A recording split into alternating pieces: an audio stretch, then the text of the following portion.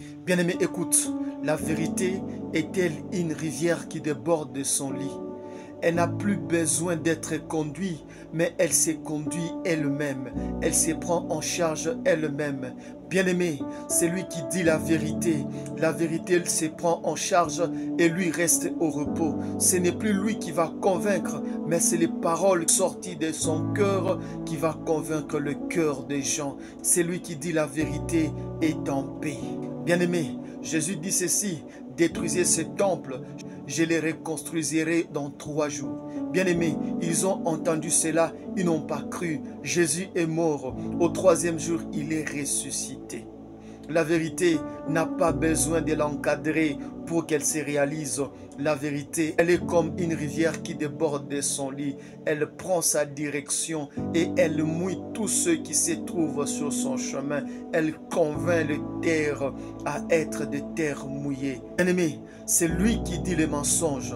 Le mensonge ne laisse jamais au repos celui qui l'a dit. Ne laisse jamais au repos son propriétaire. Il est censé conduire ce mensonge afin que ce mensonge ne rencontre pas la vérité. Parce que lorsque ce mensonge rencontrera la vérité, voilà que ce mensonge mourra ce jour-là. C'est pourquoi c'est lui qui a menti. Il est censé conduire ce mensonge de peur qu'il ne soit jamais découvert. Bien-aimé, le mensonge t'attirera toujours de problèmes.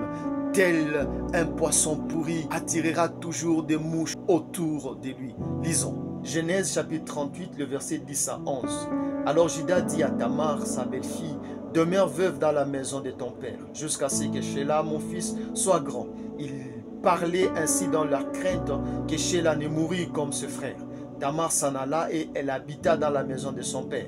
Les jours s'écoulèrent et la fille de Shua, femme de Juda, mourut. Alors elle ôta ses habits de veuve, elle se couvrit d'un voile et s'enveloppa, et elle s'assit à l'entrée de Naïm.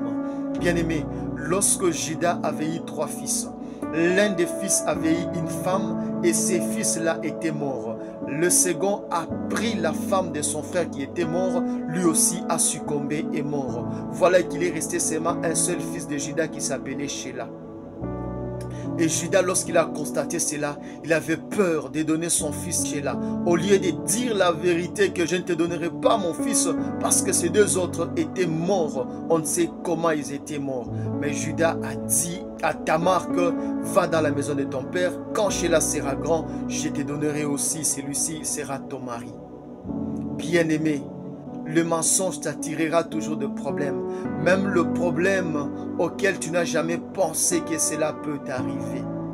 Bien-aimé, à cause de ce mensonge, un jour Juda est monté vers Énaïm. Et Tamar avait appris que Juda était en train de monter. Tamar s'est fait pute et couché avec son beau-père. Bien-aimé, lorsqu'on demanda à Tamar, tu es enceinte, qui t'a enceinté? Tamar a montré les preuves que Juda, son beau-père, avait couché avec elle. Juda était tellement mécontent. Bien-aimé, le mensonge t'amènera à vivre une vie que tu ne voulais pas vivre. Le mensonge t'amènera à entrer même dans la maison de ceux qui pratiquent la magie. Le mensonge te fera entrer dans des choses les plus difficiles. Si toi tu vis aujourd'hui sous un tissu de mensonges, qu'est-ce que tu peux faire? Lisons. Ésaïe chapitre 1, le verset 15.